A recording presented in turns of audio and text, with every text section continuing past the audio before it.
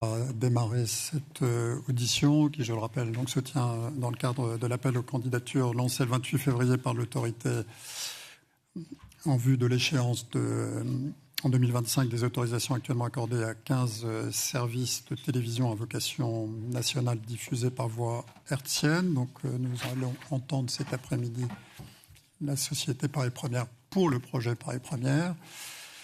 Comme vous le savez, Monsieur le Président, les auditions durent 1h30, propos introductifs de 30 minutes maximum, puis échange avec le collège. Les règles, vous les connaissez, donc conformément à la jurisprudence et au texte de l'appel aux candidatures, vous ne pouvez pas apporter de modifications substantielles au dossier que vous avez adressé à l'autorité dans le cadre de votre candidature, mais vous pouvez néanmoins apporter des précisions, notamment à travers des engagements qui pourront être repris dans les conventions qui seront signées entre l'ARCOM et les candidats retenus. L'audition est publique, elle est retransmise sur le site de l'ARCOM ainsi que sur les réseaux. Monsieur le Président, vous avez la parole. Merci Monsieur le Président, Mesdames les conseillères, Messieurs les conseillers. Nous sommes ici donc devant vous pour ce projet Paris Première. Je suis à nouveau accompagné de Guillaume Charles et de Karine Blouet. Karine qui, vous le savez, est une des anciennes présidentes de Paris Première. Ainsi qu'à ma gauche, Henri de Fontaine, qui est membre du directoire en charge de la stratégie, du streaming et de la distribution, et qui, au début de sa carrière chez M6, a participé à son rachat en 2003-2004. Je crois que ces vacances de Noël 2003, notamment, ont été passablement raccourcies. Philippe Bonny, tout à droite, qui est présent en tant que président de Paris Première. Alors Philippe, c'est aussi le salarié numéro 1 du groupe M6 en 1986. Et il faisait partie de la petite équipe d'Intrépide qui a créé Paris Première il y a maintenant 38 ans. Et enfin, Catherine Schoeffer, qui est à côté de lui, qui est directrice générale de Paris Première. Alors, on parle souvent de chaînes de référence. C'est des mots un peu galvaudés, mais je pense qu'ils prennent ici tout leur sens. Paris Première, c'est une chaîne historique de la télévision française. Elle est née de l'imagination fertile de ces aventuriers en 1986, donc un an avant la naissance d'M6. C'est l'une des premières chaînes privées à avoir été créée en France.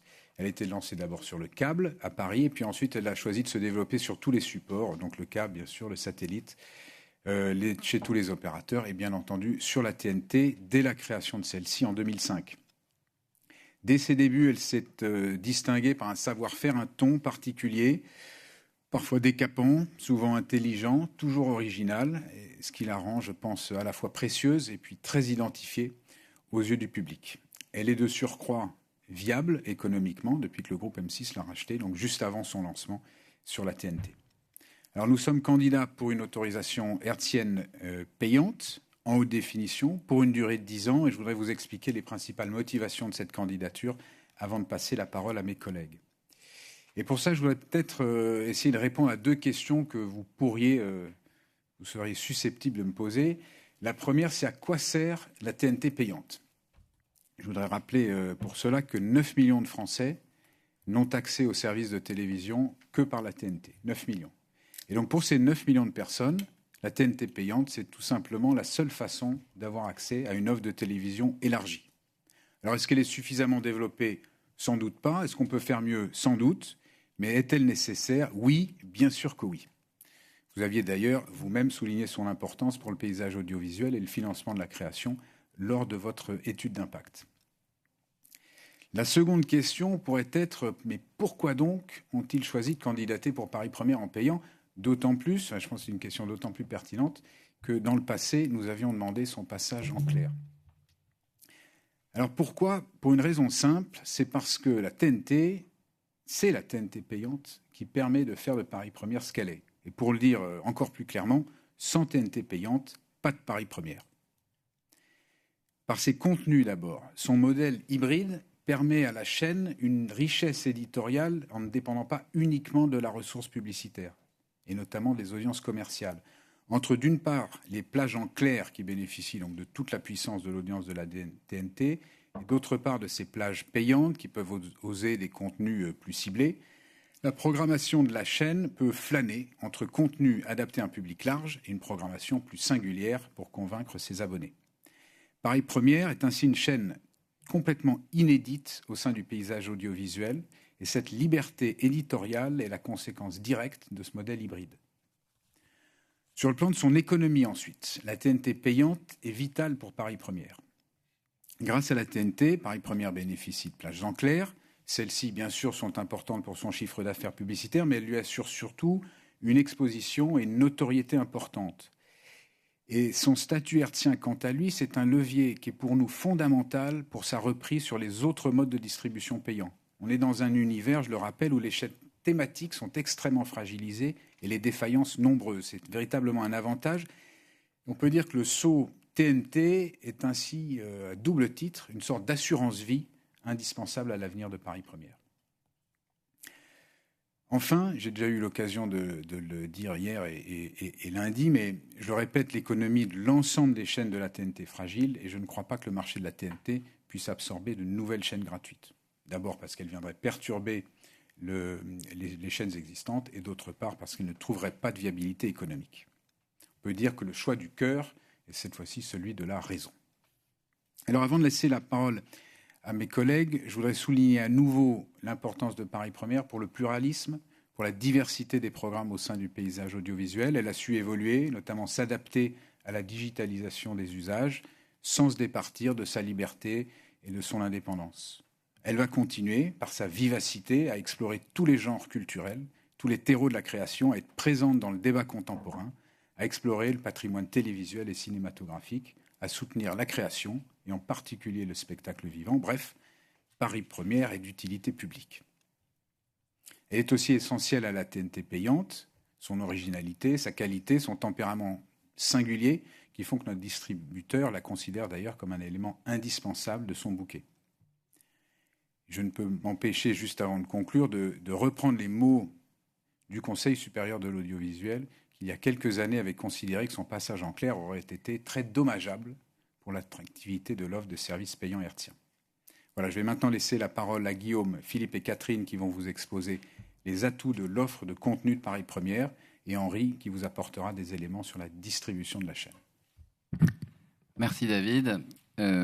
Avant de passer la parole moi-même à Philippe et Catherine, je voulais vous dire pourquoi Paris Première a un rôle extrêmement important dans le groupe M6. Elle est importante parce que par le public qu'elle adresse. Nous cherchons dans le groupe M6 à adresser tous les publics, à nous adresser à tous les publics, mais avec un positionnement précis pour chacune de nos chaînes. Vous l'avez vu avec nos chaînes, celles qui se sont présentées devant vous, M6 évidemment, et dans cette galaxie, Paris Première est primordiale car elle nous permet de toucher un public plus âgé, différent et complémentaire de celui qu'on peut avoir sur nos autres chaînes. D'une certaine manière, d'ailleurs, elle est plus proche de notre radio RTL que de nos chaînes gratuites, et ça, c'est une force. Ça n'est pas un hasard si le grand jury, cette saison, a été diffusé à la fois sur RTL et sur Paris Première pour la télévision. En clair, d'ailleurs. Elle est importante aussi par les contenus qu'elle propose. Paris Première cultive sa différence, et elle en a fait son slogan. Dans tous les genres, elle propose des programmes que l'on ne retrouve sur aucune chaîne commerciale gratuite.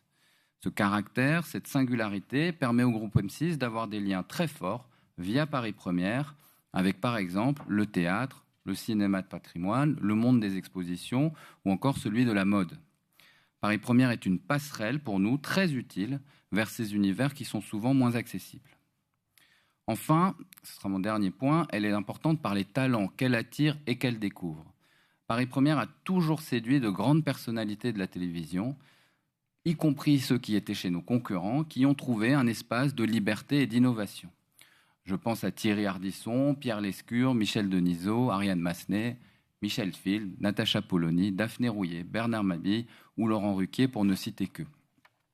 Mais Paris Première a aussi un vrai talent de découvreuse, de talent justement, qui est essentiel à notre groupe. Quelques exemples.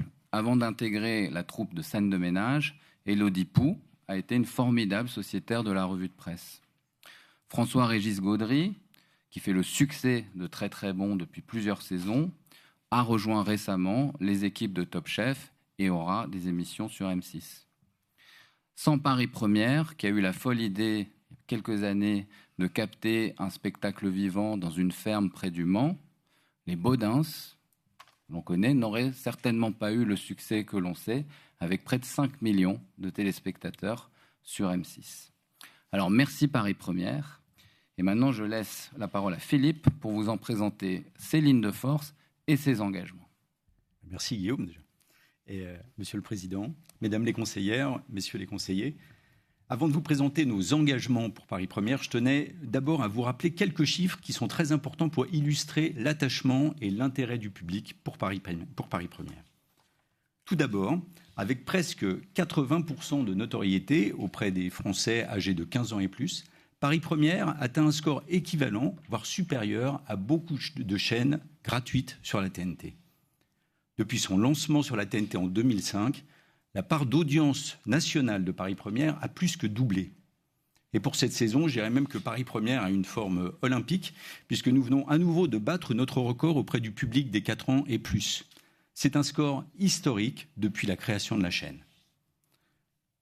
Notamment grâce à la TNT, nous touchons en moyenne chaque mois 12,7 millions de téléspectateurs.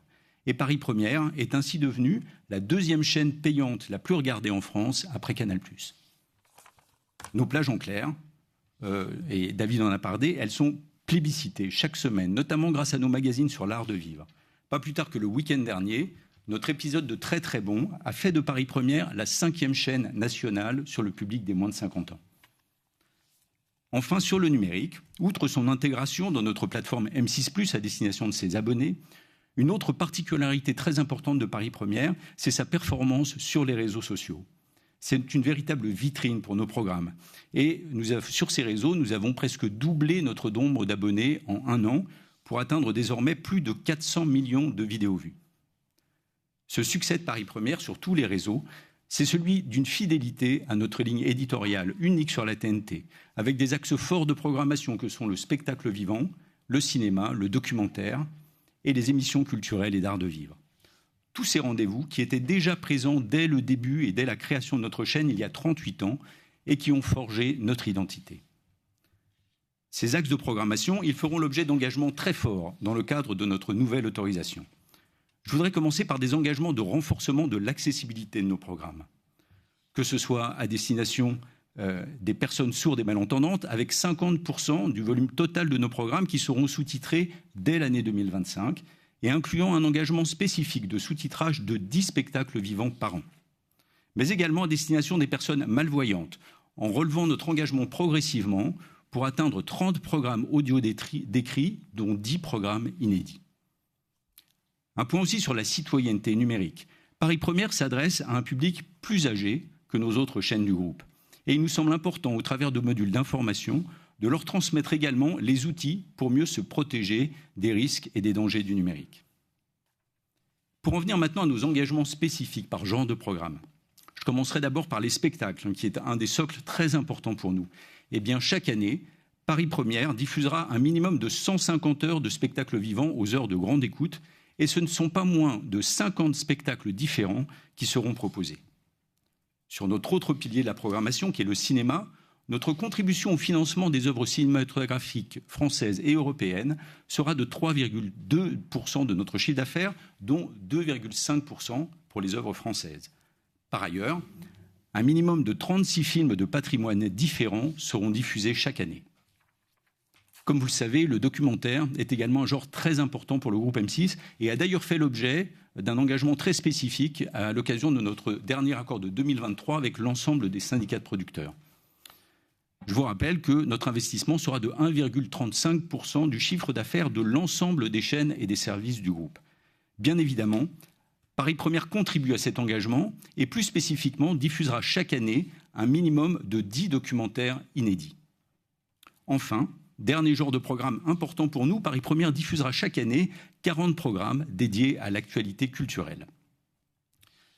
Si Paris Première a aujourd'hui une place unique au sein de la TNT et aussi dans le cœur des Français, c'est parce qu'année après année, les équipes éditoriales de cette chaîne l'ont voulu différente, incarnée et avec beaucoup plus de programmes originaux que ce que proposent de nombreuses chaînes de la TNT, même gratuites. À ce titre, Paris Première s'engage à diffuser chaque année un minimum de 400 heures de programmes inédits. Notre longue histoire nous oblige, elle nous inspire aussi. Et je laisse maintenant la parole à Catherine qui va vous présenter toute la richesse de notre offre de programme. Merci Philippe. Monsieur le Président, Mesdames les conseillères, Messieurs les conseillers. Vous l'avez compris, Paris Première ne ressemble vraiment à aucune autre. Et ça fait bientôt 38 ans que ça dure. C'est tout le sens de notre projet. Différente, Paris Première l'est par un ton et une écriture spécifiques, que ce soit dans l'habillage de la chaîne, ses bandes annonces ou ses émissions originales. Quand François-Xavier de Maison rentre sur le plateau d'Extravagante, il plonge dans une atmosphère qui offre aux téléspectateurs une interview unique et singulière. Dans la revue de presse, ce sont par exemple nos dessinateurs, comme Delignes, qui révèlent les traits de caractère de nos invités et apportent en direct leur regard sur les surprises de l'actualité. Lorsque Laurent Baffy vient nous proposer son émission Vox Populi, que nous diffuserons à la rentrée, ce qui nous séduit, c'est la spontanéité, la fraîcheur et surtout l'impertinence de ses entretiens. Différente, Paris Première l'est aussi par son lien très fort au spectacle vivant. Et notamment parce que pour chaque spectacle, on crée une véritable expérience pour le téléspectateur. D'abord parce qu'on est souvent en direct, et ensuite parce qu'on travaille en amont avec notre journaliste Corinne Tonkshaï et les théâtres pour la mise en place. Prenons l'exemple de Berlin, la pièce aux 2 Molières que nous avons diffusée il y a quelques semaines. Eh bien, avant le lever de rideau, nous avons immergé les téléspectateurs dans les coulisses, dans les loges et à la rencontre des artistes. Quand on diffuse la pièce comique La fine équipe dans une vraie ferme, comme les Baudins, en plein air, c'est une expérience unique pour le téléspectateur qui se trouve transporté au cœur du Berry le temps d'un soir d'été. Et quand on diffuse année après année le gala du Festival de rire de Liège, c'est un coup de projecteur que nous donnons à des artistes francophones du monde entier, comme Cécile Djounga, Cody ou encore Valérie Dongo. Bref, côté culture, Paris Première, ce sont des spectacles, mais ce sont aussi des émissions d'actualité culturelle régulières. Et en ce moment, nous sommes tous les jours à Avignon, où nous emmenons le téléspectateur pour lui faire vivre le festival de l'intérieur, comme s'il y était, avec 3 coups de cœur et une rencontre d'artistes tous les jours. Et le reste de l'année, c'est une autre émission, c'est J'ai un ticket, animée par la journaliste Marie-Aldine Girard, qui prend la relève. C'est joyeux, éclectique et tout sauf intimidant. Art, livres, spectacle, tout est traité avec gourmandise et beaucoup d'enthousiasme. On rencontre tant Nicolas Mathieu, la chorégraphe Crystal Pite, Sophie Calle ou Zao Zagazan. Paris Première rend ces gens accessibles. On partage avec le téléspectateur notre passion de la culture et surtout, ça donne envie de sortir. Notre lien fort avec le spectacle vivant, ce sont aussi de nombreux partenariats et aussi le soutien sur notre antenne de spectacles à l'affiche. Et un soutien, je voudrais préciser, dans les bons moments, mais aussi dans les moments plus difficiles. Et d'ailleurs, les représentants des syndicats et de l'Association pour le soutien du théâtre privé se souviennent d'un engagement très fort, efficace, de Paris Première à leur côté, pour ramener les spectateurs en salle, justement, après la crise sanitaire. Différente, Paris Première l'est aussi par son regard sur le cinéma. Alors vous allez me dire que du cinéma, il y en a sur toutes les chaînes. Mais alors comment Paris Première fait la différence ? Par un énorme travail d'éditorialisation. Paris Première est une chaîne de la TNT qui diffuse le plus de films, toujours avec des cases identifiées et des cycles. Notamment la case des films mythiques, qui est devenue un vrai rendez-vous qui se poursuivra. On y crée un écrin pour chaque film, un habillage et une mise en perspective par le journaliste de cinéma Thierry Chaise. Et du côté de nos grands films de patrimoine français, nous les accompagnerons de documentaires inédits. Et autre petite singularité, c'est que nous diffusons du cinéma de genre, avec la case des petits cauchemars du jeudi. C'est une case de deuxième partie de soirée qui met en lumière un genre peu présent, avec notamment Le silence des agneaux de Jonathan Demme, The Dead Don't Die de Jim Jarmusch ou encore Carrie au bal du diable de Brian De Palma. Tous films art et essai. Et côté événementialisation, nous célébrerons par exemple en 2025 les 70 ans de la sortie des Diaboliques et dans une version restaurée. À cette occasion, je voudrais préciser que si Paris Première est déjà diffusé en HD sur tous les supports, cela va être une chance pour le public exclusif TNT d'enfin bénéficier du travail de restauration dont il était jusqu'à maintenant privé. Mais si le cinéma est évidemment à l'honneur, Paris Première diffuse aussi des séries. Et elle le fait à sa manière, avec des séries de patrimoine qui sont sa spécificité et qui ne sont diffusées nulle part ailleurs. Pour n'en citer que 2, je pense à Amicalement Vôtre ou Les Mystères de l'Ouest, séries qui sont elles aussi remasterisées. Différente, Paris Première l'est aussi par la patte de ses documentaires. Qu'ont-ils de singulier ? Qu'ils soient sociétaux ou culturels, ils portent un regard décalé et amusé sur l'époque. On tire le portrait d'artistes, on parle de pop culture, on ose des sujets décalés. On plongera par exemple au cœur des particularités des Français à travers leurs accents régionaux. Et on prendra aussi du recul avec de grandes soirées débats, documentaires et débats, à l'instar de ce que nous avons fait avec le documentaire d'Oliver Stone sur l'énergie nucléaire. Tout ça pour donner un éclairage, mettre en perspective et ne pas être dans l'immédiateté. La prochaine soirée débat à la rentrée sera autour d'un documentaire inédit sur la France de la bagnole, objet au cœur de toutes les passions et crispations. Différente, Paris Première l'est aussi par la place donnée à l'art de vivre, un genre qui est au fil des années devenu incontournable et qui permet d'allier qualité, convivialité, plaisir et consommation responsable. Vous faites peut-être partie de ceux qui ne ratent pas le rendez-vous de très très bon le week-end pour repérer vos prochaines adresses gourmandes. Vous n'êtes pas les seuls. Le succès croissant de l'émission, devenue une référence, montre qu'il y a un appétit du public pour ce genre et qui est peu présent sur les autres chaînes de la TNT. Nos cases sont concentrées le week-end et sont particulièrement puissantes et différenciantes, et c'est pour ça que nous allons les développer. Nous l'avons déjà fait cette saison avec Archibaud, et nous travaillons un nouveau magazine autour du tourisme alternatif et du voyage responsable en train. Ces émissions, qui sont d'ailleurs pour la plupart en clair, sont aussi pour nous l'occasion de faire passer des messages importants au plus grand nombre et de participer aux enjeux sociétaux qui nous tiennent à cœur autour de la transition écologique, du développement durable et du bien manger. Paris Première, enfin, différente parce qu'elle est disponible sur la TNT et parce qu'elle a des plages en clair, ce qui nous a permis de proposer à la France entière des événements majeurs, je ne les citerai pas tous. Le premier débat des Européennes avec les 7 candidats principaux, c'était en direct sur Paris Première. Et grâce à Paris Première, tous les Français ont pu vivre le concert du Jubilé de la Reine en direct de Londres.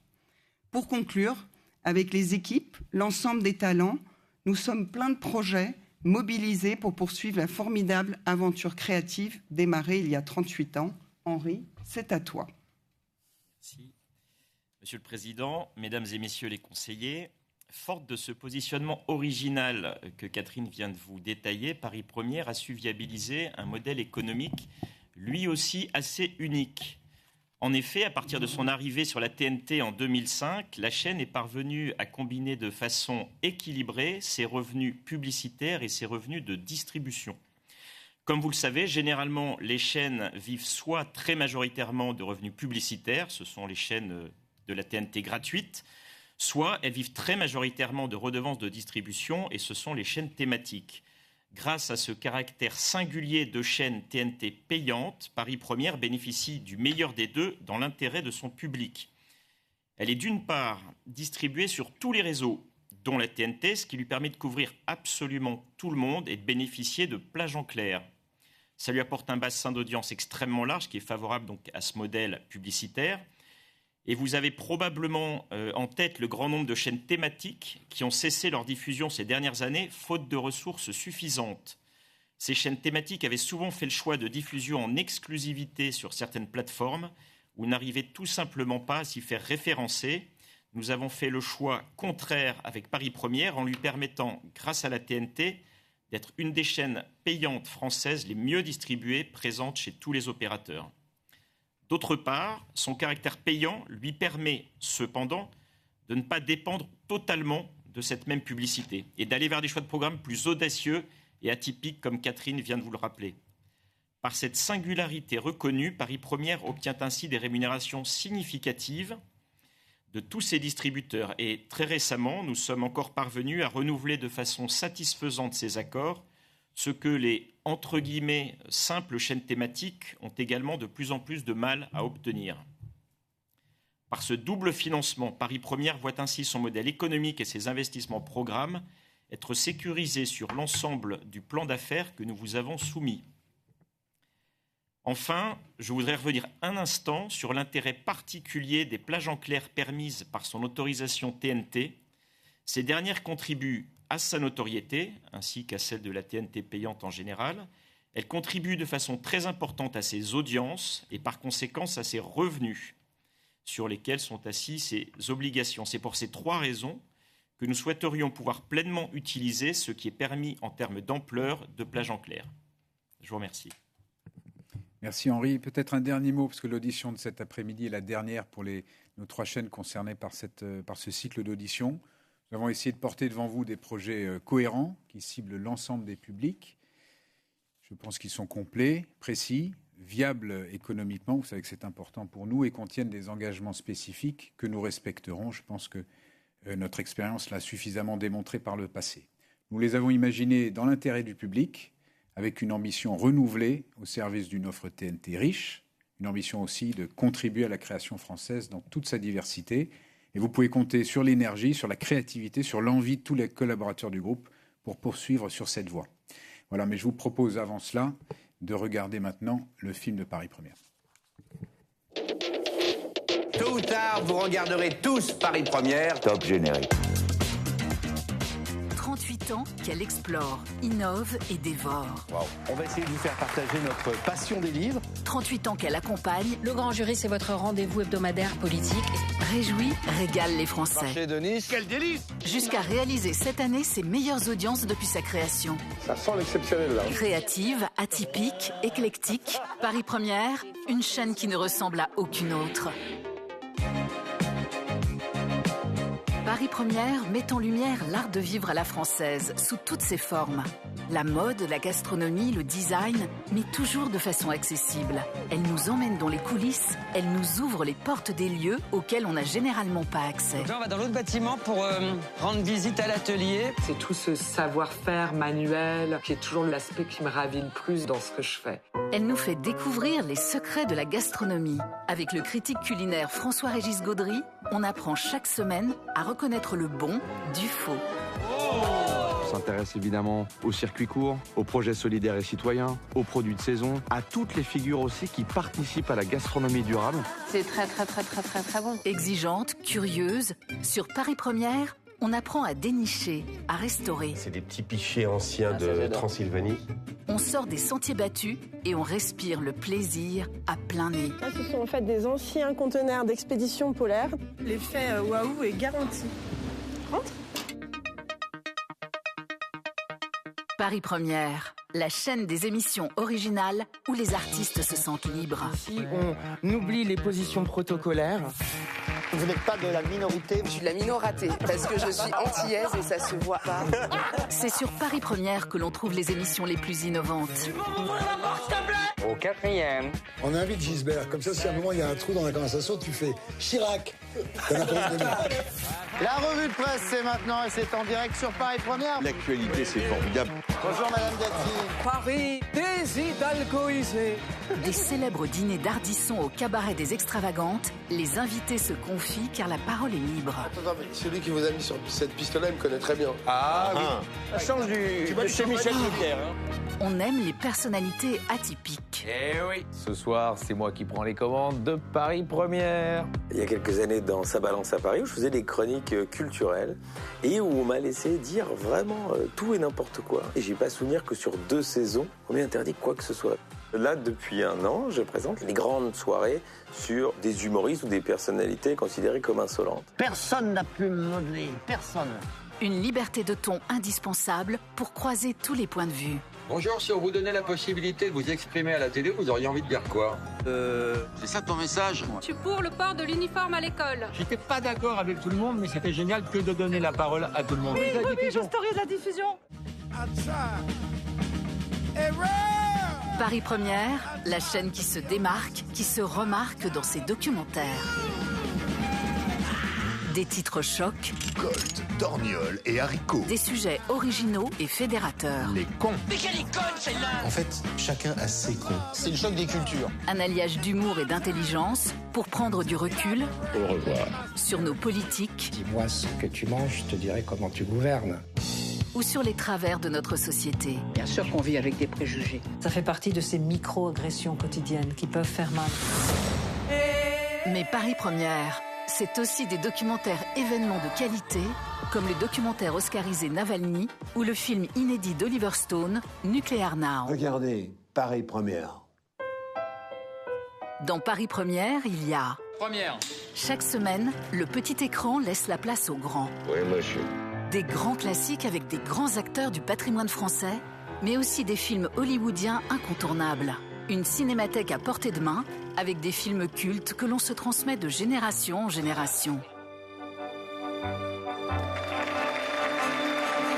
Paris Première, c'est du spectacle vivant pour tous. Avec chaque année, plus de 150 heures de spectacle diffusées à des heures de grande écoute. Paris Première aime le théâtre.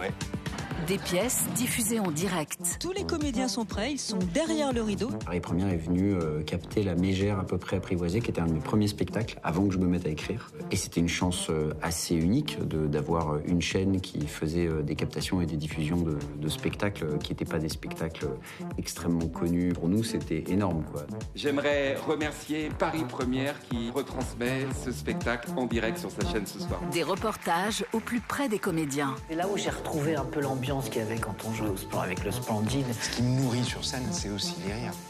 Plus loin. Et un vrai désir de nous emmener dans les salles, dans les musées, dans les coulisses, grâce à des émissions généreuses et enthousiastes. Vous verrez, la culture est notre force.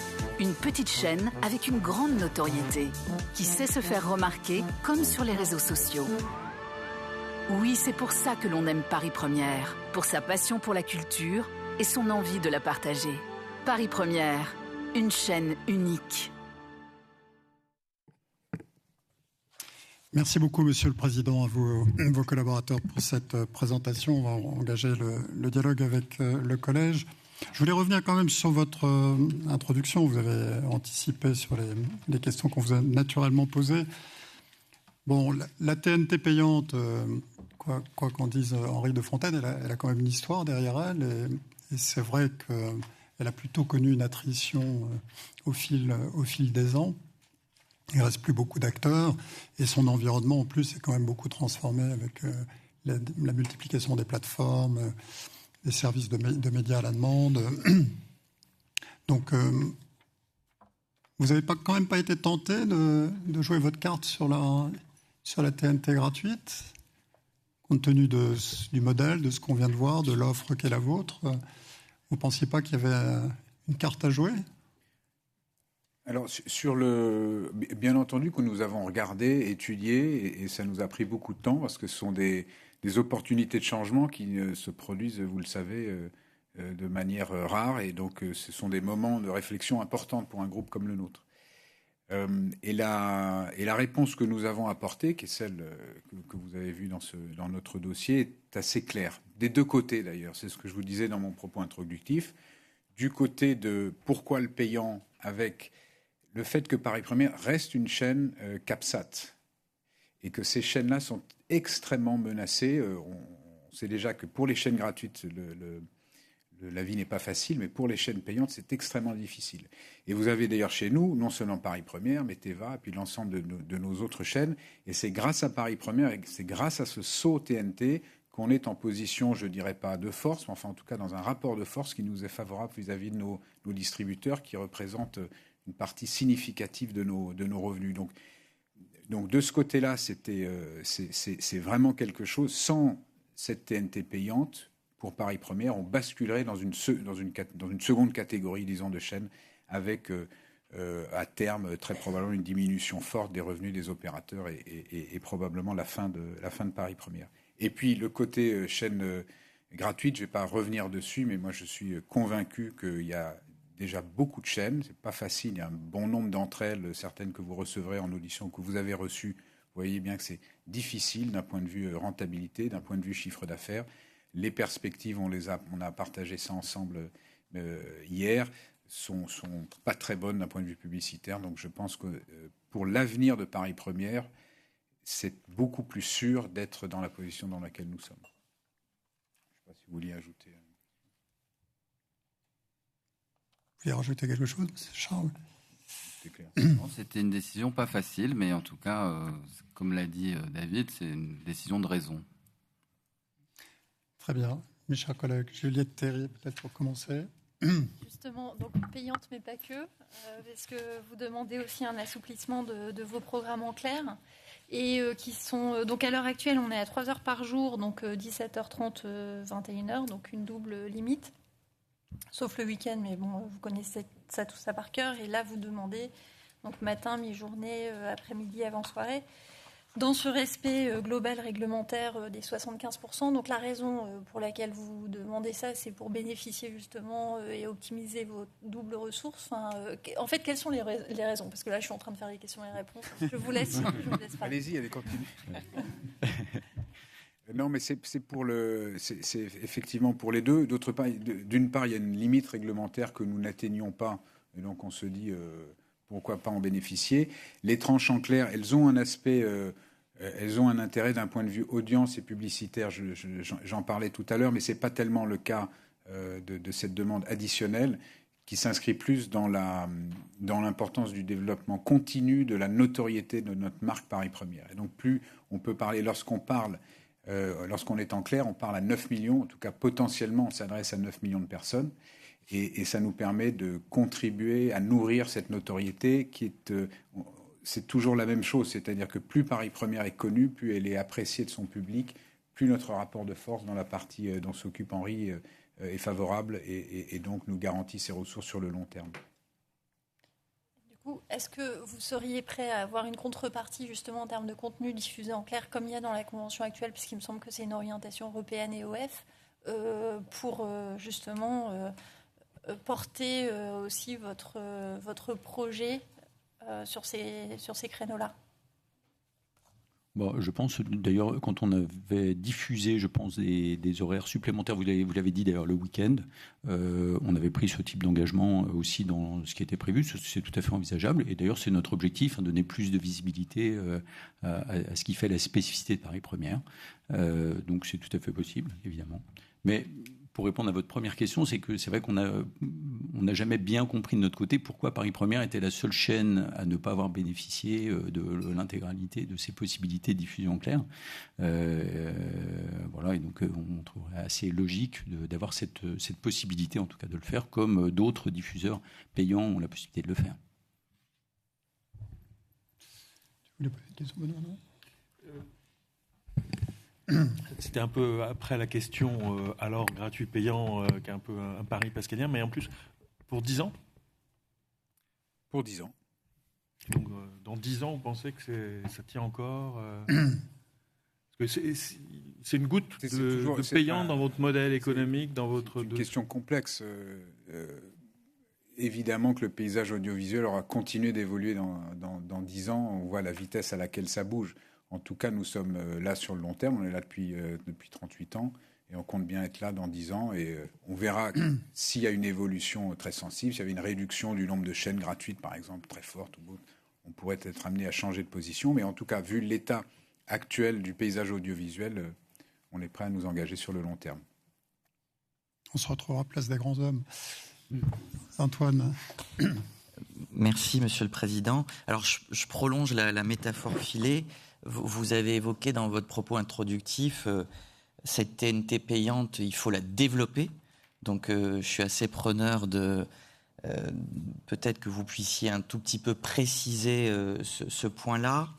Sur la partie programme et engagement, et on a bien noté tous ceux qui ont été précisés par Monsieur Philippe Bonny. J'ai quand même une question complémentaire, puisque le magazine hebdo sur la culture, au fond, il existe. Donc, est-ce que vous seriez prêt à vous engager dans une nouvelle convention sur un engagement de cette nature? Et la Deuxième question, on vous a autorisé il y a quelques mois, autour de l'anniversaire de l'émission culte 93 Faubourg Saint-Honoré de Thierry Ardisson, exceptionnellement de pouvoir proposer cette émission en prime. Est-ce que vous auriez d'autres événements de cette typologie à partager avec le collège pour qu'on puisse visualiser les choses, par exemple, sur la saison prochaine? Merci. Tu veux compléter, Anne? Je veux parler oui, donc, monsieur le conseiller, merci.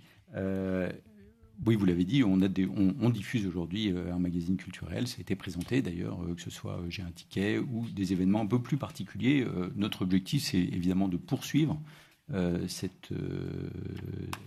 présentation de l'actualité culturelle. C'est une des bases de Paris Première. Je dirais même qu'on le fait à l'antenne. Et j'en disais un mot tout à l'heure, on le fait aussi beaucoup sur les réseaux sociaux. Et donc c'est un peu cette double opportunité qu'on a de proposer à la fois aux téléspectateurs de découvrir de nouveaux spectacles et puis de partager cette envie de sortir, d'aller au spectacle, d'aller dans les musées, de lire les livres. Oui, donc c'est vraiment un engagement qui est pris de notre côté d'avoir cette émission régulière sur l'actualité culturelle qui est importante pour Paris Première. À ce sujet, l'empreinte digitale, ou numérique, de Paris Première est assez remarquable parce que, comme vous l'avez vu dans notre présentation, mais on a réussi, malgré, je dirais, un public peut-être en moyenne plus âgé que la moyenne de nos autres chaînes, par exemple, à avoir vraiment une résonance pour certains artistes, pour certains spectacles très très forts via en fait les réseaux sociaux de Paris Première. Donc ça aussi, c'est une vraie prouesse. Alors pour répondre à votre question, donc sur les événements qui pourraient arriver, alors il y a un événement, on travaille sur une nouvelle cérémonie. Vous vous rappelez peut-être pour certains qu'on a eu un certain temps une cérémonie qui s'appelait les Gérards et voilà, qui entre-temps s'est arrêtée. Mais on travaille sur une nouvelle cérémonie de fin d'année pour laquelle on pense que voilà, de permettre qu'elle soit diffusée au plus grand nombre serait vraiment un plus. Nos grandes soirées débats. D'ailleurs, on a un peu regretté de ne pas avoir demandé cette faculté sur notre grande soirée sur le nucléaire avec le film d'Oliver Stone. Et donc, on se dit que la prochaine qu'on fait, on aimerait bien demander. Donc, c'est des soirées plutôt avec un documentaire suivi d'un débat. Voilà. Et puis, de la même manière qu'on a fêté l'anniversaire de 93 Faubourg, il y a une autre émission qui est une émission de deuxième partie de soirée, mais qui a marqué l'histoire de Paris Première, et c'est son anniversaire début 2025. C'est Paris Dernière. Et là aussi, comme Madeleine de Proust, de pouvoir, avec une émission spéciale plus longue qu'on va faire, on demandera très certainement de pouvoir la diffuser exceptionnellement en clair, pour vous donner quelques exemples. On verra ce que serait la décision du collège. Et juste sur les 10 docs de création avec la line-up en bon français que vous avez présenté, là aussi, vous les faites saison après saison, ces objectifs. Donc vous n'auriez pas, je ne sais plus si c'est écrit dans le dossier ou pas, mais vous n'auriez pas de difficulté à ce qu'on puisse éventuellement pérenniser ça dans une nouvelle convention. Oui, c'est un engagement qu'on peut prendre. Je voudrais revenir peut-être sur la première partie de votre question sur la promotion de la TNT payante. Juste peut-être une remarque avant ça. L'une des raisons de la baisse de son attractivité est aussi tient pas tellement à Paris Première, au contraire, je pense, mais plutôt à un certain nombre de chaînes qui soit ont disparu, soit ont basculé en gratuit. Nous pouvons faire deux choses. Notre niveau, premièrement, faire des campagnes de recrutement ou de promotion de la TNT payante sur nos antennes, et ça, on s'engage à faire. Et deuxièmement, on s'engage à discuter avec notre distributeur pour voir comment on peut faciliter. On sait qu'à un moment, c'était extrêmement difficile, voire quasiment impossible, lorsque vous étiez sur la TNT, de voir comment on peut faciliter la prise d'abonnement sur la TNT directement. Vous pourrez nous passer vos prévisions d'évolution d'abonnés sur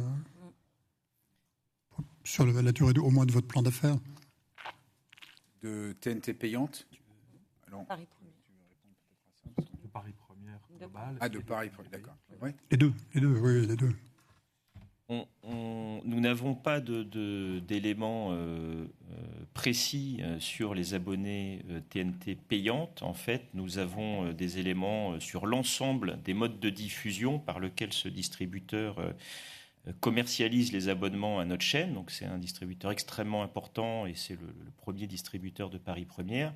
Mais nous n'avons pas de visibilité précise à l'échelle de la TNT payante. Au global, pour ce distributeur-là, on peut dire qu'on a 5 millions d'abonnements. Plus de 5 millions d'abonnements, oui. D'accord. Anne Grandénon. Moi, merci, Monsieur le Président. Je voulais un peu voir avec vous comment vous faisiez. Alors, vous diffusez le grand jury. Donc, vous ne nous donnez pas, ce qui est normal, parce qu'on ne vous demande pas les temps de parole sur Paris Première. Comment vous faites pour équilibrer, en fait, cette émission qui est en même temps diffusée sur RTL, qui n'a pas le même volume de temps de parole, parce que de mémoire, ils ont à peu près un peu plus de 20 heures par trimestre. Vous êtes à 40, ils ont à peu près 80 heures par an. Vous annoncez avec les débats que vous pouvez retransmettre, vous êtes à peu près à 40 heures. Mais voilà, est-ce qu'on peut s'assurer que vous ayez bien un équilibre sur cette émission, puisque j'imagine que ça fait à peu près 90% de votre temps. Et par ailleurs, plus généralement, vous vous engagez bien entendu à garantir le pluralisme et la diversité des courants de pensée et d'opinion, tel que ça a été aussi évidemment défini le 13 février par le Conseil d'État. Par ailleurs, est-ce que vous avez aussi des liens avec le comité d'éthique ? Voilà, c'était mes questions. Alors, merci beaucoup. Sur le grand jury, vous avez raison. Alors, nous n'avons pas d'obligation de vous les déclarer, mais nous comptons bien et nous tenons bien à votre disposition. Alors, vous avez raison, avec une seule émission. Sur le grand jury, je vous avouerai que le seul moment où ça a été plus compliqué, c'est effectivement sur la partie des européennes, parce qu'elle était extrêmement courte. Et donc, nous avons fabriqué, avec ces productions et la rédaction d'M6, des programmes où on mettait en avant alors on s'est servi à la fois d'archives, je veux dire récentes, mais on a fabriqué un programme pour donner la parole et équilibrer absolument tous les candidats, y compris des plus petits candidats. Et sur 40 émissions, on arrive quand même à équilibrer, on se concerte avec RTL pour ça. Merci beaucoup.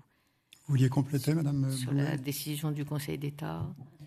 Sur la décision du Conseil d'État, on est, comme je crois que je l'avais dit dans la précédente audition, on est évidemment très très vigilant. Et encore une fois, les personnes qui chez nous suivent l'équilibrage des temps de parole, le pluralisme des expressions politiques, a bien eu la consigne de regarder maintenant sur l'ensemble des émissions. Là, comme Catherine vous l'a dit, à l'heure actuelle, en tout cas, on n'a plus Zemmour, Enolo ou Restons Zen ou je ne sais plus comment s'appelait la dernière émission. Ne nous fâchons pas. Mais et donc, à part le grand jury, en effet, on n'a pas d'expression politique récemment. Mais l'idée, c'est de juger dans sa globalité les temps d'expression seulement. Et le comité d'éthique, pardon, il est sur Paris Première, il est... Bien sûr, le comité d'éthique est également sur Paris Première. Vous avez un dialogue avec eux pour Paris Première spécifiquement, ça arrive ou... On va organiser d'ailleurs à la rentrée une rencontre avec tous les patrons de chaîne, y compris Paris Première, pour justement voir un peu comment appliquer la décision, dans l'attente aussi de votre future délibération, mais dont on a déjà eu des éléments. Donc l'idée, c'est justement un dialogue constant entre le comité d'éthique, les journalistes, les patrons de chaîne, pour essayer de gérer au mieux les conséquences de cette décision. Merci beaucoup. Bénédicte Lesage. Merci. Je voudrais reparler 2 minutes de votre diffusion de spectacles vivants. Est-ce que vous pourriez nous en dire un peu plus sur la diversité des spectacles vivants sur lesquels que vous allez diffuser, la part d'inédits ? Voilà, est-ce qu'on pourrait avoir une vision un peu plus détaillée de votre programmation de spectacles vivants ? Bien sûr. Alors, c'est quasi tous les samedis soirs, c'est notre soirée spectacle pour l'instant, ça peut évoluer évidemment, mais nous avons un spectacle. Dans les genres que nous couvrons, il y a du théâtre, il y a des seuls en scène, il y a parfois du cabaret, il y a très peu de concerts, ça peut arriver, mais on se concentre essentiellement sur théâtre et seuls en scène. Alors en termes, on a quand même pas mal de directs. Rien que pour vous citer ce qu'on a eu récemment, on a eu donc la pièce Berlin-Berlin dont je vous parlais. On a eu Mon voisin nu, la pièce de Patrice Lecomte. Je peux aussi vous citer, je regarde ce qu'on a eu récemment. Alors à la rentrée, parce que c'est peut-être plus ça qui vous intéresse, on va avoir Le seul en scène d'Alex Vizorek. On va avoir L'amour chez les autres, qui est une pièce qui est à Édouard VII et qu'on va capter. On va avoir Poiret-Serrault, qui est une pièce qui est actuellement au Théâtre du Montparnasse, et c'est Nicolas Briançon et je vais y arriver, et François Berléand qui disent les textes. Donc je dirais qu'on est à peu près moitié théâtre, moitié seul en scène. Et dans la diversité, on fait aussi souvent, je le citais, des galas d'artistes. Donc on fait le gala de Liège, on en fait d'autres. Là, on va à nouveau être à Liège avec un gala autour de Fabien Olicard. Donc voilà, c'est un peu tout le spectre du spectacle vivant, théâtre et seul en scène. Et pourquoi pas de musique ? Parce qu'on a choisi, nous, de nous concentrer sur la spécificité de Paris Première. Il y a d'autres chaînes dans le groupe qui font plus de musique. Donc on a choisi de se concentrer. D'accord. Et dans votre rapport, parce que je regardais qu'en fait, si j'ai bien compris, vous avez la moitié des spectateurs qui sont des Parisiens et la moitié qui sont de région. Mm-hmm. Est-ce que ça vous incite à... c'est juste une question à modifier des choses dans votre programmation. Quelle répercussion ça a, le fait d'avoir des spectateurs finalement qui appartiennent à l'ensemble du territoire, et qu'est-ce que ça induit dans l'évolution de votre programmation ? Alors évidemment, ça nous inspire. Et aujourd'hui, ce qu'on essaie de faire, là où Paris Première a été créé à Paris, il y a 38 ans, pour être plutôt une vitrine de ce qui se passe à Paris pour le reste de la France. Aujourd'hui, on fait les deux, ça marche dans les deux sens. C'est-à-dire quand on va dans la ferme, des Baudins ou une autre, pour faire des spectacles sur place, quand par exemple à la rentrée, on va démarrer la revue de presse par un direct de la Baule. Parce qu'on se promène aussi. Quand on va, il y a un certain nombre de pièces qu'on capte en région. Et ce que je vous dis là, c'est vrai pour le spectacle vivant. D'ailleurs, là, en ce moment, on est à Avignon pour le festival. Mais c'est vrai aussi, par exemple, pour nos émissions d'Art de Vivre. Tout l'été, là, une émission comme Très Très Bon, elle fait son tour de France. On a démarré, d'ailleurs, c'était un clin d'œil et une idée de programmation le même jour que le Tour de France, puisque Très Très Bon est diffusé le samedi. Et donc, on fait le Perche, la ville de Sète, on sera à Lorient et à Groix, on sera dans le Lot. Et tout l'été, on a des inédits où on est en région. Donc oui, évidemment, comme notre public est 50% en gros en région et 50% à Paris, on s'adresse aux deux et on fait les programmes aux deux endroits. Je pense que ça, c'est un axe important parce que le nom Paris Première est un atout énorme, mais c'est vrai qu'on a vraiment eu l'intention depuis plusieurs années de sortir d'un carcan uniquement parisien. Donc on l'a dit au niveau éditorial et au niveau de la couverture TNT, qui est très peu parisienne et moins urbaine, souvent beaucoup plus en province. C'est aussi pour ça qu'on souhaite avoir cet ancrage TNT, parce que justement il est complémentaire, et quand on est en clair dans ces régions-là, des gens peut-être qui n'ont pas eu le réflexe de regarder Paris Première vont l'avoir. Donc ça, pour nous, c'est aussi une capacité d'étendre la couverture de la chaîne. D'accord. Juste, ou alors j'ai raté quelque chose. Vous ne m'avez pas dit, vous m'avez donné le chiffre à peu près d'inédits de spectacles vivants que vous diffusez ? Oui, c'est assez variable. On est un petit peu dépendant, d'une part évidemment des spectacles. Aussi, parfois, ça va vous paraître bizarre, mais on a du mal à convaincre certains artistes ou certains troupes de les capter parce qu'ils ont peur que ça gêne la salle. Alors après, ça dépend voilà. Mais globalement, on a quand même, je dirais, une dizaine de directs, donc forcément inédits. Et comme Philippe vous l'a dit, on est prêt à s'engager, et c'est la réalité de ce qu'on fait, à diffuser 50 spectacles différents par an. Et quand vous dites différent, c'est pas inédit, c'est encore une autre... Si, c'est ça que je n'ai pas... Non, effectivement, différent, c'est pas inédit. Donc, donc c'est 50 spectacles différents par an sur lesquels nous sommes prêts à nous engager, en plus des 150 heures de diffusion de spectacles vivants aux heures de grande écoute. Mais pour répondre à votre question, effectivement, dans l'ensemble de ces spectacles, il y a un certain nombre de spectacles qui sont inédits, qu'on fait en direct, ce que vient de dire Catherine. Il y en a à peu près une dizaine par an. Après, ça peut varier d'une saison à l'autre en fonction de ce qui est disponible, à quel moment on peut faire les captations, parce que nous, on aime bien faire ces captations pour nos spectacles inédits en direct. Il faut obtenir autorisation. Souvent, les spectacles, ils préfèrent faire leur tournée province avant de pouvoir être captés. Quelquefois, ils reviennent à Paris, d'autres fois, ils ne reviennent pas.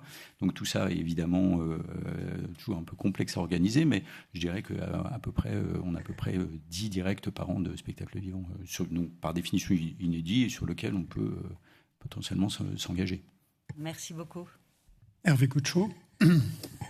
Merci. Justement, j'aurais voulu prolonger les questions sur les inédits de spectacles aux inédits d'une manière générale.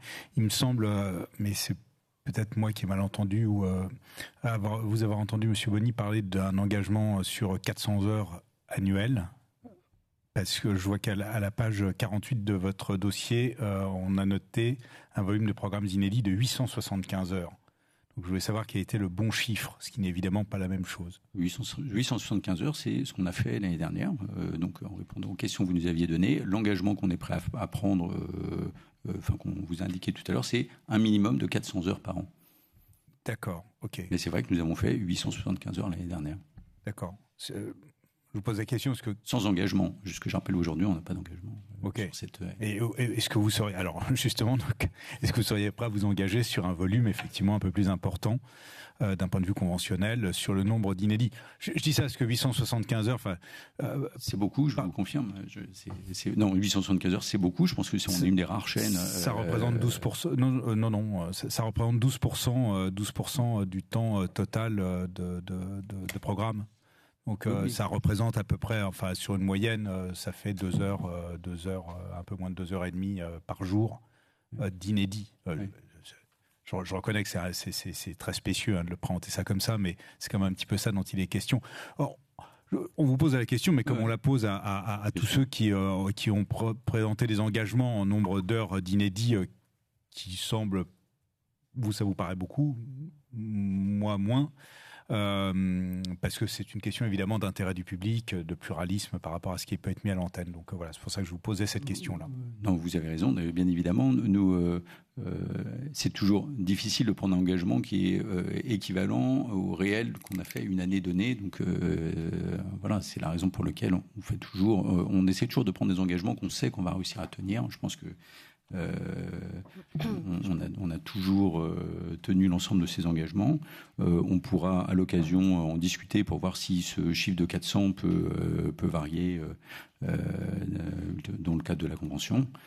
En tout cas, Paris Première fait partie des chaînes de la TNT qui font beaucoup quand même de production originale et donc de programmes. Non, et c'est un engagement en tout cas nouveau. C'est-à-dire nous engager sur un quantum d'inédits. On ne l'avait jamais fait pour Paris Première. On pourra discuter peut-être du niveau de ce quantum, mais en tout cas, j'insiste aussi quand même sur le fait que c'est un engagement très nouveau pour nous.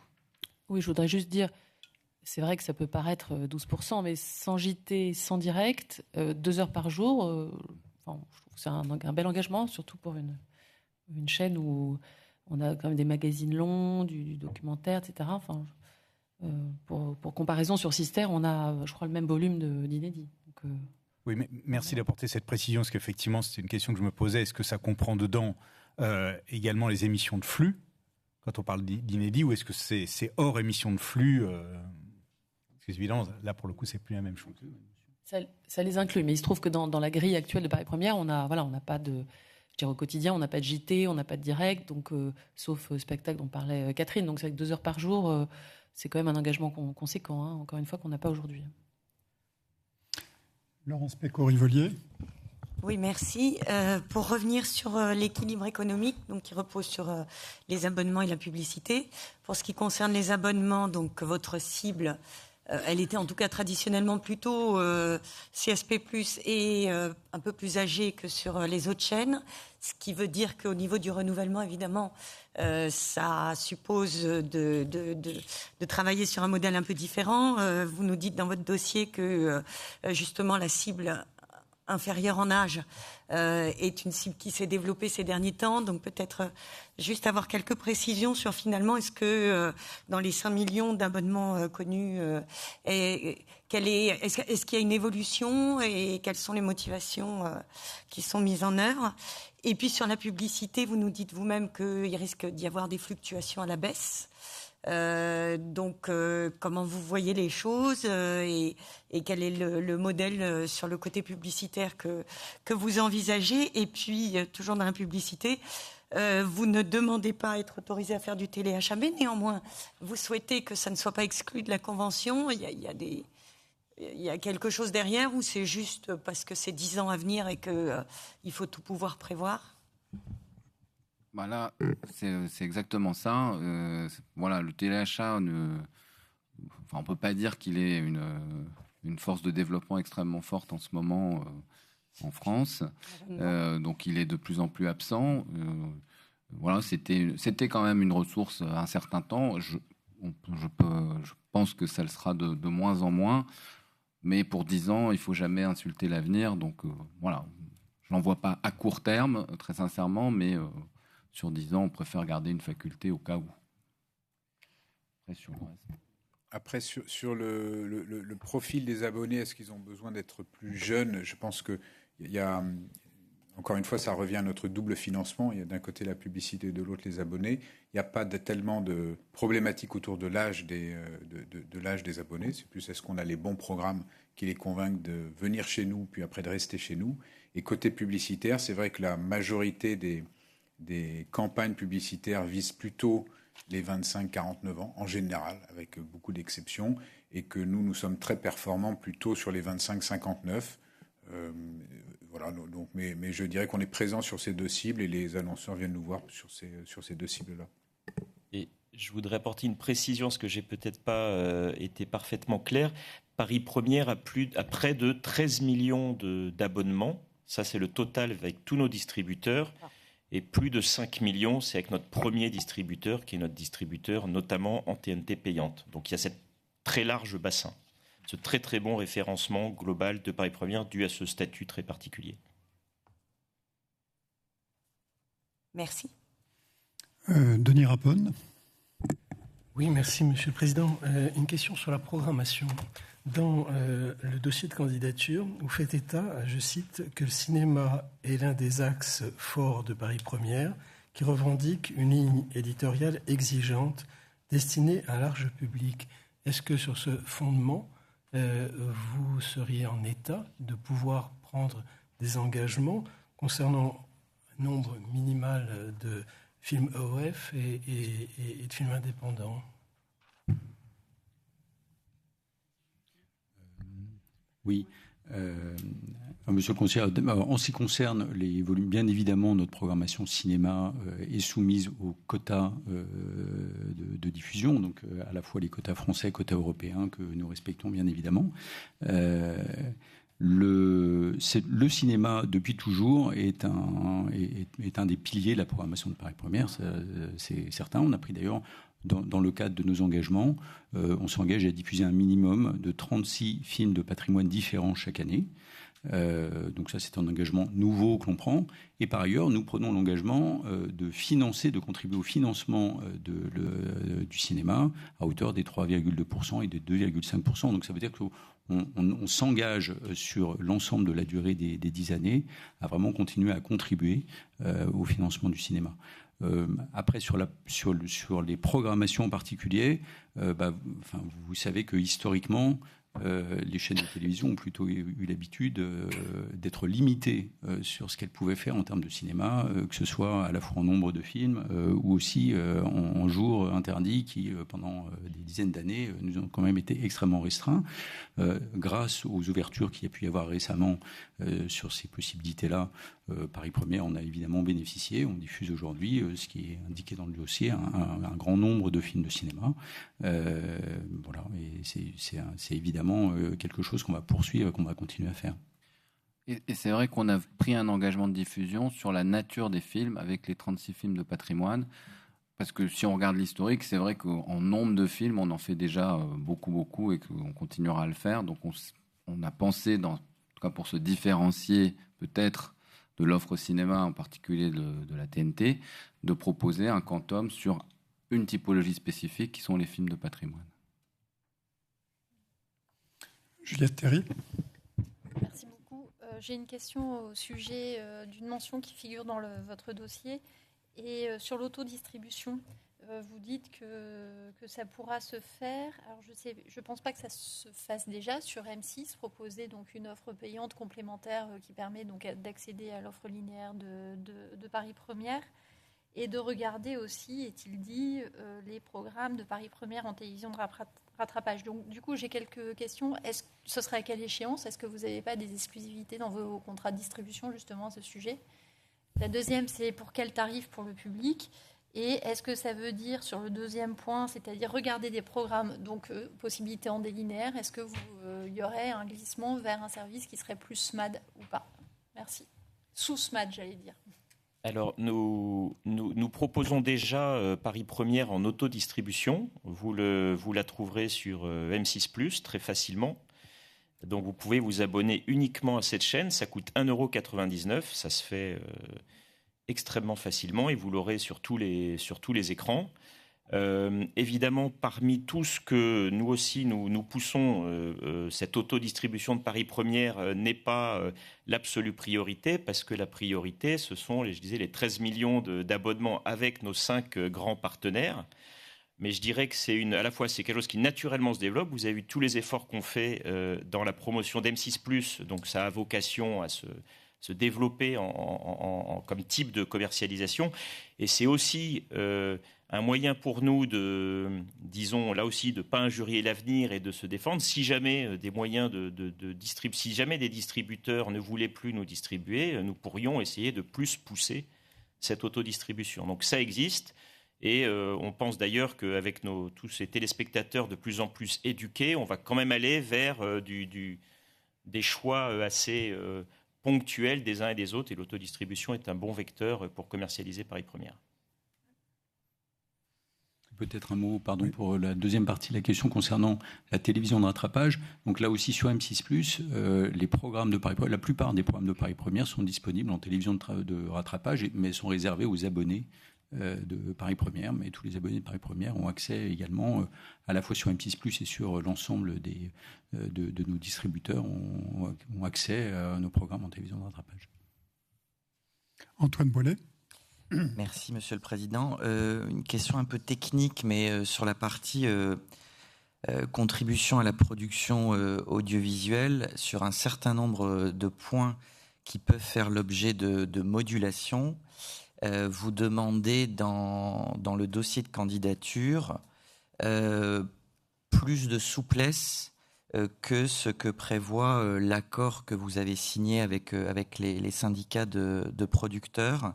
Est-ce que vous pourriez, et ça peut être un complément écrit, on n'est peut-être pas obligé de passer trop de temps pendant l'audition publique, mais est-ce que vous pourriez préciser ce qui justifie ces demandes de modulation qui vont un petit peu plus loin que les termes de l'accord, et simplement savoir s'il y a eu d'ores et déjà des échanges avec les syndicats de producteurs sur ces demandes. Alors c'est relatif au taux de contribution pour les œuvres OF, aux modalités de prise en compte des dépenses formation des auteurs, la promotion des œuvres, les dépenses de captation ou recréation.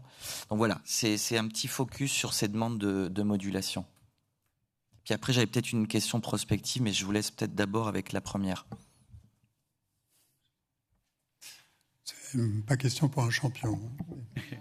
Oui, alors en effet, je ne suis pas sûre d'avoir toute la technicité requise pour répondre à la question, mais la règle en tout cas, c'est qu'on se conforme bien évidemment au décret et ensuite on regarde ce qu'on a dans nos accords. Donc je pense qu'il y a eu puisque le décret prévoit en effet que l'ARCOM a une certaine latitude pour installer des marges de manœuvre par rapport au décret, justement.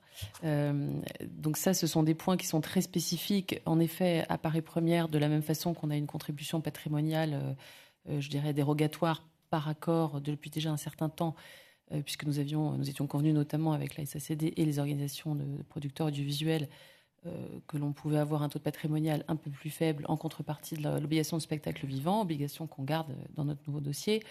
Alors en effet, sur les histoires d'auteurs, etc., encore une fois, on se réserve la possibilité de négocier avec l'ARCOM des latitudes, mais en aménageant aussi l'accord que l'on a avec le C'était la question syndical. Oui, bien sûr. Ok.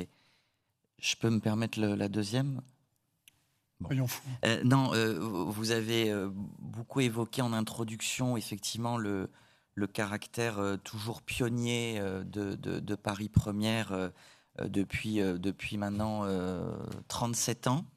Et c'est un joli symbole que le premier salarié de la chaîne soit avec nous cet après-midi. Mais au-delà de ce clin d'œil, si on se projette à horizon 10 ans, vous aimeriez qu'on dise quoi de Paris Première dans 10 ans, avec toujours un regard intrépide, décapant et singulier. Vous avez 2 heures.